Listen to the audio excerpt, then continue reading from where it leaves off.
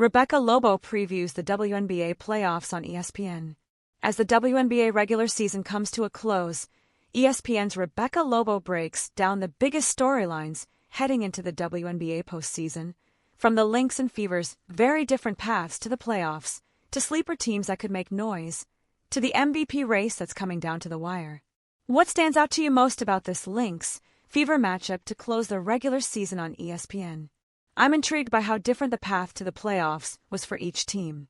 Each fan base had legit championship expectations coming into the season. Minnesota started the season 9-0 and has been dominant throughout. They weather the storm of Napheesa Collier's injury and have stayed mostly healthy this season. The Fever, of course, have taken a much different road, losing 5 players to season-ending injuries. Now both teams end the regular season and will start the playoffs with much different expectations for what a successful playoff run will be. A championship is a real goal for the Lynx.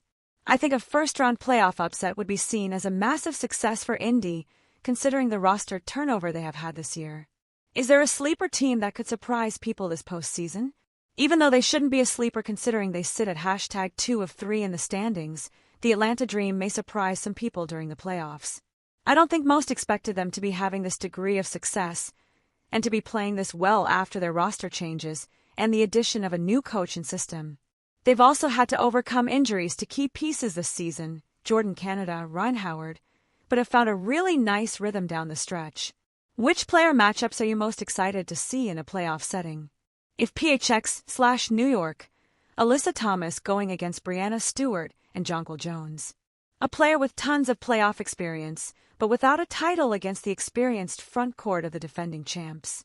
If LVA/New York. For 2 years, 2023, 2024, this was the best rivalry in the WNBA. A first-round matchup between the last 2 champions will be intense. How has this WNBA season, with record-breaking attention and new stars, set the stage for the playoffs?